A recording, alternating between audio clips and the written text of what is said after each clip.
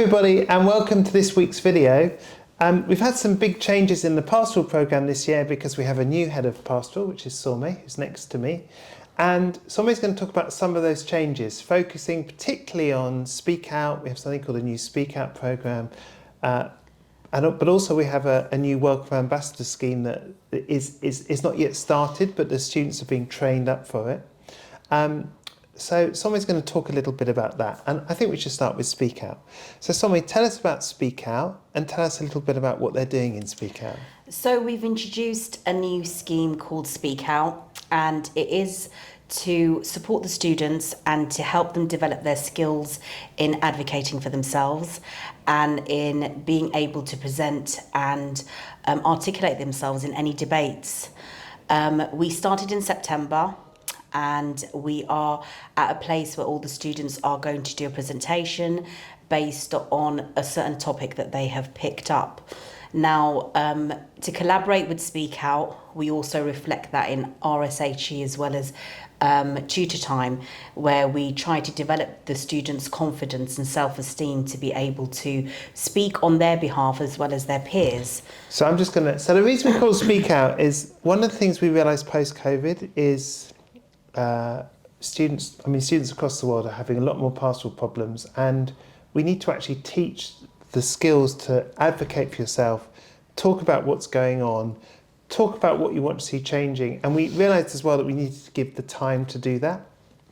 So actually there's quite a lot of Speak Out time each day, and also what we've tried to do is introduce some ways of supporting that. So for example, Fox Media, I know Fox Media's been involved in Speak Out. So yes, every Friday we do have a Fox Media presentation, and we have our Speak Out ambassadors who will do a little unit in Fox Media, and they'll discuss what the topic of the week is.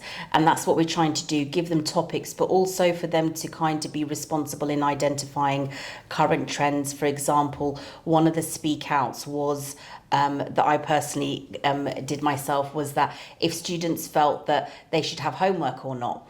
And that just kind of gave them the platform to be able to have a discussion and have debates. And a lot of the structure is about students and children developing their skills in debating and having their arguments heard. So they will be actually doing a presentation in assembly for that. So they can discuss around how they feel about homework, why they feel that it should be part of a school curriculum, and some why they feel that it shouldn't.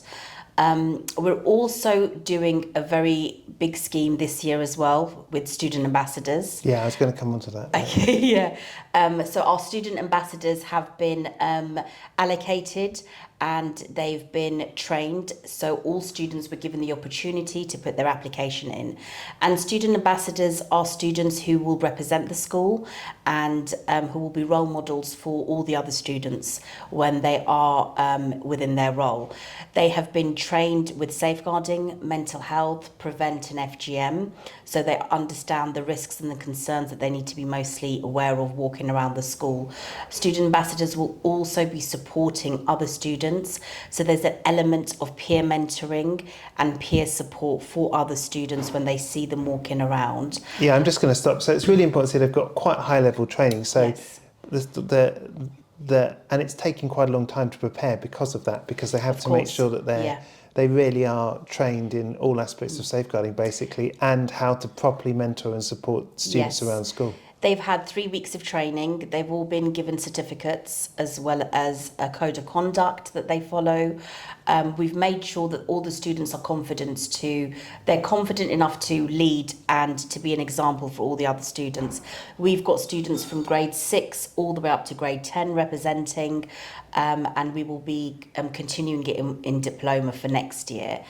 They will also be working with students within our Speak Out scheme, as well as supporting with the student council. So there'll be collaborative projects that they will work alongside with the student council. We're also going to develop our student ambassadors to be our anti-bullying champions. And that will be additional training next year for all our student ambassadors.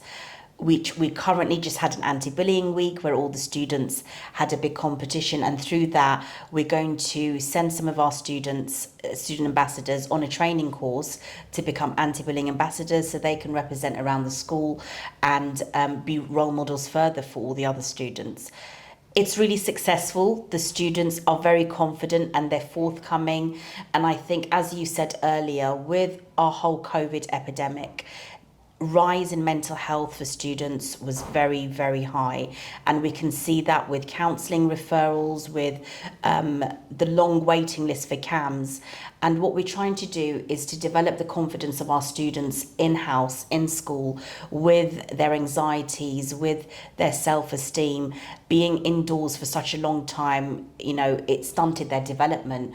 So we're trying to do what we can in school to further support them with their self-esteem, with their confidence, with how they can articulate themselves, as well as being aware that the culture of youths these days is very much online, and being online takes away your voice. Being online takes away that platform where you can be heard.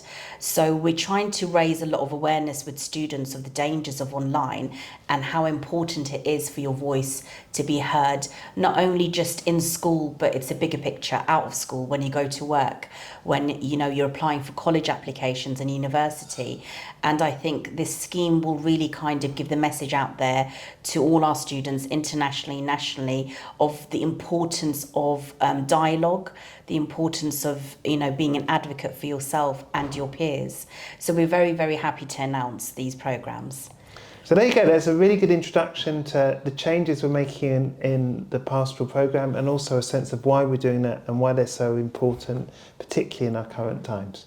So thank you very much. I look forward to seeing you next week.